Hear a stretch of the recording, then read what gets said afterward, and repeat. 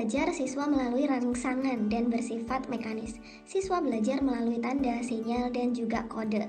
Teori belajar dan tokoh yang sesuai dengan ilustrasi tersebut adalah apakah A. Psikoanalitis dari Alfred, B. Kognitif dari John Piaget, C. Behaviorisme dari Pavlov, D. Konstruktivisme dari Bandura, atau E. Gestalt dari Wertheimer. Kalau misalkan teman-teman tidak tahu, aduh ini tokohnya dari siapa begitu ya. Nah, kita tinggal cari aja kata kuncinya. Di sini kata kuncinya adalah rangsangan. Ada rangsangan, kemudian ada sifatnya mekanis begitu ya. Belajar melalui tanda, sinyal, dan kode. Nah, sebenarnya mungkin rangsangan di sini udah cukup, udah teman-teman udah tahu ini kira-kira teori belajar apa ya. Betul sekali, ini adalah teori belajar behaviorisme. Ya udah, jawabannya adalah yang C, tanpa teman-teman perlu tahu ini tokohnya itu tentang apa begitu, karena di sini teori belajarnya juga udah beda-beda gitu ya. Nah, udah disesuaikan aja dengan itu. Jadi, yang penting kita tahu kata kuncinya, pasti teman-teman bisa jawab. Oke, next. Soal nomor 2.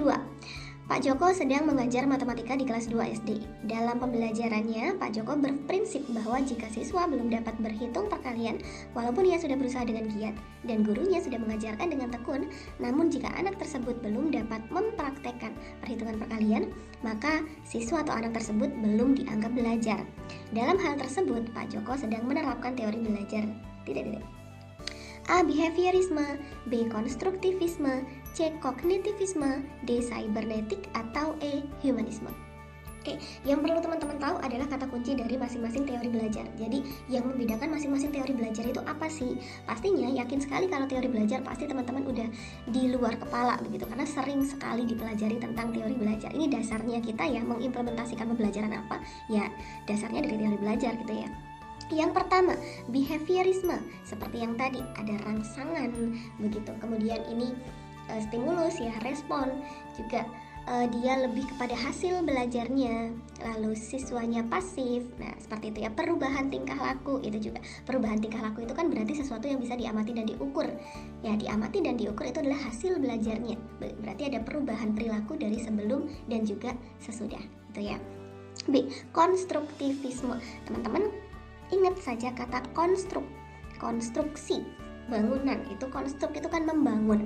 Berarti konstruktivisme itu artinya adalah membangun.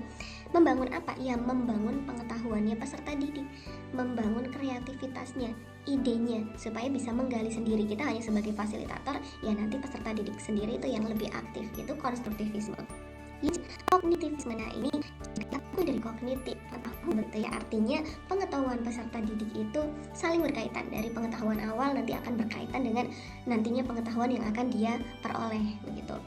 D. Cybernetik, ini ada kata-kata cyber, ada kata tik juga, TIK ya. Ya udah, ini berkaitan dengan teknologi. Kita kaitkan pembelajaran dengan teknologi zaman sekarang begitu ya, itu udah cybernetik. Yang E. Humanisme, dari kata human ini. Udah tinggal ingat-ingat itu aja. Oh, human itu manusia.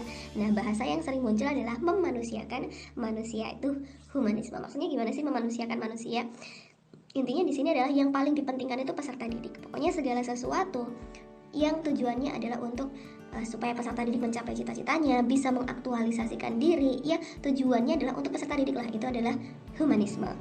Nah, itu ciri-ciri atau kata kunci dari masing-masing teori belajar. Kita kembali lagi ke ilustrasi tadi.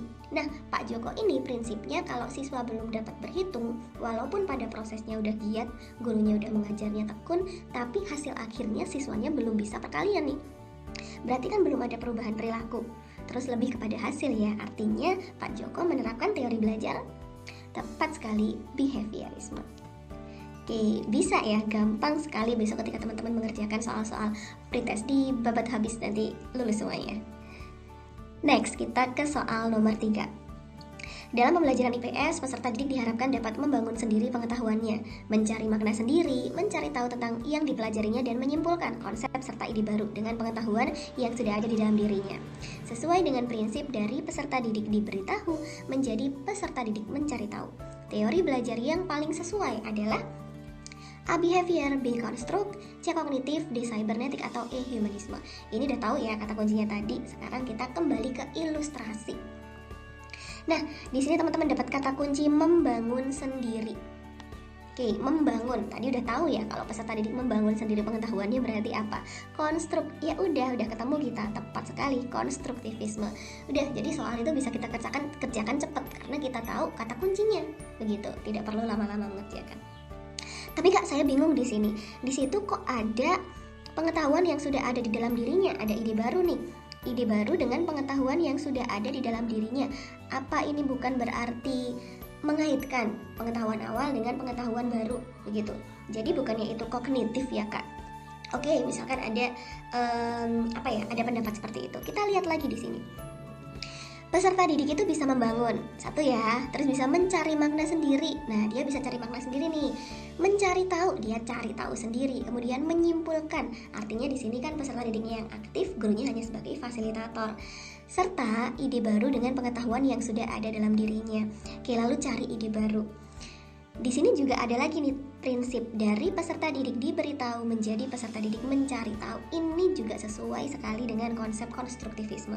Misalnya kita bandingkan, oke, misalkan satu kalimat ini mengarah kepada kognitif, tetapi kata kunci atau kalimat-kalimat yang lain lebih banyak dia mengarahnya ke konstruktivis. Berarti jawabannya konstruktivis gitu ya. Jadi teman-teman jangan bingung kalau misalkan lihat dalam satu soal, ini kok kata kunci yang ke itu, ini kata kunci ke sana. Nah, harus bisa menganalisis ini maunya ke arah mana sih yang lebih banyak diterapkan oleh guru tersebut, itu kemana arahnya gitu. Next, soal nomor 4. Dalam kegiatan pembelajaran, keterlibatan siswa secara aktif itu amat penting. Proses belajar akan berjalan dengan baik jika materi pelajaran atau informasi baru beradaptasi dengan struktur kognitif yang telah dimiliki seorang. Apabila dalam pembelajaran IPS, guru melihat proses belajarnya, maka teori belajar yang sesuai adalah. Oke, silakan teman-teman jawab dulu. Nanti sesuai atau sama nggak jawaban kita?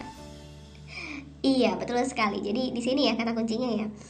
Informasi baru beradaptasi dengan struktur kognitif yang telah dimiliki seseorang. Berarti ada kaitan nih antara informasi baru dengan informasi awal yang sudah dimiliki, itu pengetahuan awal dengan pengetahuan baru gitu ya. Nah, itu jelas sekali adalah teori belajar kognitif. Kak, tapi di situ kan ada proses nih Kak, gurunya hanya melihat prosesnya, bukannya itu jadinya konstruktivis ya Kak? Oke, kalau teman-teman melihat dari satu kata kunci proses ini, nah kalau proses itu bisa kognitif itu juga dia lebih memperhatikan proses ya, bukan hanya hasil akhir. Konstruktivis juga dia lebih ke proses, humanisme juga dia lebih ke proses gitu teman-teman. Jadi kalau hanya kata kuncinya proses saja, atau mungkin kata kuncinya peserta didik aktif, nah yang opsi B, C, dan E ya, B, C, dan juga E itu semuanya peserta didik aktif. Jadi kita harus cari kata kunci lain yang lebih spesifik mengarahnya kemana. Oh, yang ini nih katanya, dia berarti lebih mengarah kepada teori belajar kognitivisme. Seperti itu. Next, ini indikator yang lain ya tentang penilaian. Ada penilaian otentik yaitu sikap, pengetahuan, dan juga keterampilan. Disajikan narasi tentang kompetensi dasar, penilaian dan analisis hasil belajar. Peserta dapat menentukan alat penilaian serta analisis hasil belajar untuk membantu peserta didik menguasai kompetensi tersebut. 5. Dalam kegiatan penilaian otentik, banyak model yang dapat digunakan. Pada suatu penilaian, pendidik meminta peserta didik untuk mendemonstrasikan tugas belajar tertentu dengan maksud agar peserta didik mengaplikasikan pengetahuan yang telah diajarkan. Bentuk penilaian otentik adalah sebelum teman-teman menjawab tentang penilaian, itu teman-teman pastinya udah tahu ya, jenis penilaian ada 3. Ada penilaian sikap, ada penilaian pengetahuan, ada juga penilaian keterampilan. Nah, awal itu kita harus tahu dulu ini masuk ke penilaian mana, sikapkah, pengetahuankah, keterampilankah. Begitu ya. Mendemonstrasikan. Kalau anak-anak demonstrasi itu kan berarti menampilkan semacam praktek ya, karena demonstrasi ya, demo. Itu berarti masuk ke jenis penilaian apa nih? Sikap, pengetahuan, atau keterampilan? Betul sekali, masuk ke dalam penilaian keterampilan. Maka dari itu kita lihat dulu nih opsi yang merupakan keterampilan yang mana aja. A. Penilaian antar teman. Bukan, ini salah satu dari jenis penilaian sikap ya. B. Proyek. Proyek itu keterampilan ya. C. Kinerja juga keterampilan. D. Portofolio juga keterampilan. E. Penilaian diri itu adalah jenis penilaian sikap. Ada 3 opsi. Seperti yang tadi sudah disampaikan, demonstrasi itu kan berarti seperti praktik ya. Kalau praktik itu berarti maksudnya ke proyek, kinerja, atau portofolio. Iya, betul sekali, kinerja. Jadi jawabannya adalah yang C. Kak, bedanya apa sih B, C sama D itu? Kalau penilaian proyek itu dia lebih terencana, dia ada semacam nanti ada penjadwalan, ada jangka waktu tertentu, dan proyek biasanya nanti berkaitan dengan produk atau hasil akhirnya. Kalau kinerja itu lebih simpel ya, tidak ini. Kalau proyek kan mungkin lama gitu. Kalau kinerja ya dia lebih kepada, kalau kinerja itu tergantung ya. Kalau kinerja yang lebih memperhatikan hasil akhir itu namanya produk, tapi kalau yang lebih ke proses itu namanya praktik. Nah, kalau misalkan ada di opsi seperti ini, adanya kinerja, ya bisa kita pilih yang kinerja. Kalau portofolio itu kumpulan hasil belajar dari peserta didik yang sudah diberikan umpan balik oleh guru. Nah, itu portofolio. Kayak kita juga punya portofolio ya. Besok ketika UKIN kan kita mengumpulkan portofolio. Next, soal nomor 6. Guru mengajarkan indikator pembelajaran dengan KD mencermati gagasan pokok dan gagasan pendukung yang diperoleh dari teks lisan, tulis, dan juga visual. Bentuk instrumen pengukuran yang mampu merepresentasikan karakteristik tes objektif untuk kompetensi tersebut adalah, oke, kalau teman-teman dilihat soal seperti ini, nanti kita bisa cermati dari KKO-nya pertama. Nah, itu bisa jadikan kata kunci. KKO di sini adalah mencermati. Mencermati itu masuk ke penilaian apa ya? Penilaian pengetahuan. Jadi sudah jelas kita akan pilih yang merupakan penilaian pengetahuan. Kita bisa eliminasi dulu. Yang A itu sikap bukan, yang B keterampilan lagi pengetahuan ya benar, yang C bukan, yang D juga bukan, yang E betul. Oke, antara B dan juga yang E, uraian luas atau pilihan ganda. Kita lihat lagi ilustrasi mana yang lebih sesuai dengan ilustrasi soal. Oke, yang diminta di sini adalah bentuk instrumen pengukuran yang mampu merepresentasikan karakteristik tes objektif. Aduh, udah jelas ya di sini ya, tes objektif. Objektif itu kan pilihan ganda. Ya udah, jawabannya yang E. Gitu. Simpel ya, bisa dong. Next, soal nomor 7. Wah, ini udah ada kata kuncinya tuh. Menjelaskan. Itu kan masuk ke pengetahuan, benar sekali ya. Menjelaskan hubungan antara simbol dan sila-sila Pancasila dalam lambang negara Garuda Pancasila.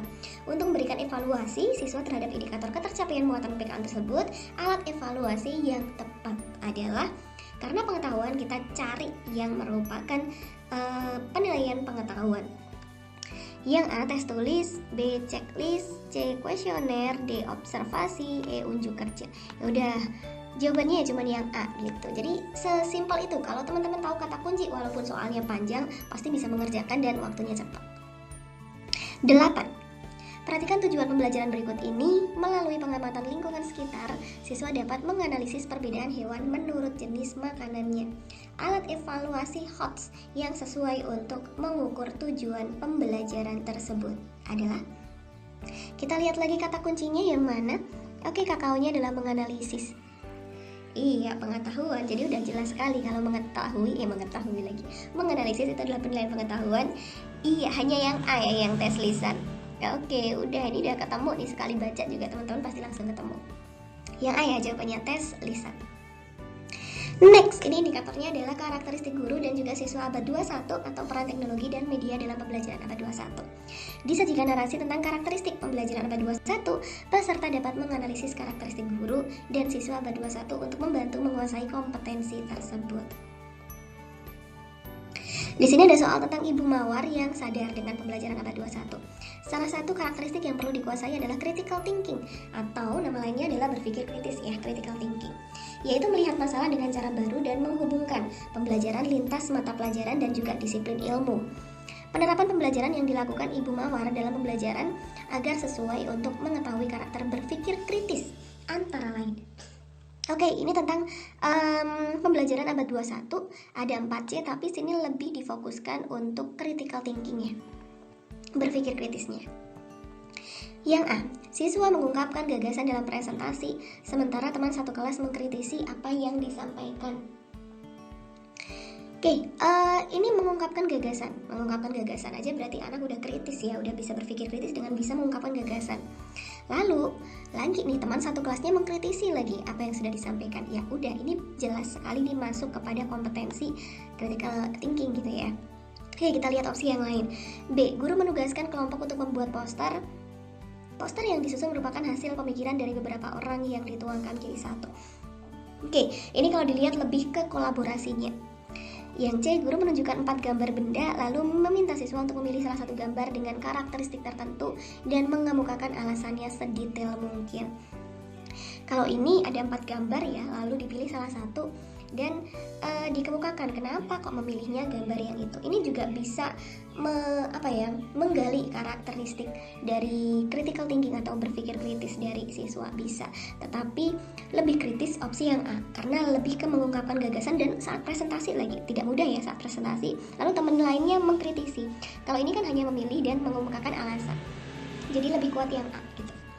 D, guru membuat soal latihan yang mendorong anak untuk memecahkan masalah. Oke, sebenarnya ini bisa juga, tetapi yang A itu dia lebih kritis karena teman-teman ini kan diharapkan seperti ini ya, pembelajaran yang sekarang ini aktif gitu, dia lebih ke aktif, bukan ke semacam soal-soal. E, siswa menemukan sebuah rumus matematika. Oke, ini mungkin aja sih, tetapi dari semua opsi yang paling sesuai adalah opsi yang A. Next, ada indikator diberikan sebuah kasus etika profesi guru, peserta dapat mengenali sanksi pelanggaran kode etik. Nah, soal ini kemarin muncul ya teman-teman, dan soal-soal yang dibahas tadi juga sering sekali muncul. Pak Fajar adalah salah satu guru SD di negeri di Kabupaten Jepara. Karena istrinya sakit, tidak jarang Pak Fajar itu harus antar istrinya berobat dan tidak masuk kerja. Di tahun 2022 tercatat Pak Fajar tidak masuk kerja selama 10 hari kerja. Sanksi yang dapat diberikan kepada Pak Fajar adalah A, teguran lisan, B, teguran tertulis, C, pernyataan tidak puas secara tertulis, D, pemberhentian secara hormat, E, pemberhentian dengan tidak hormat.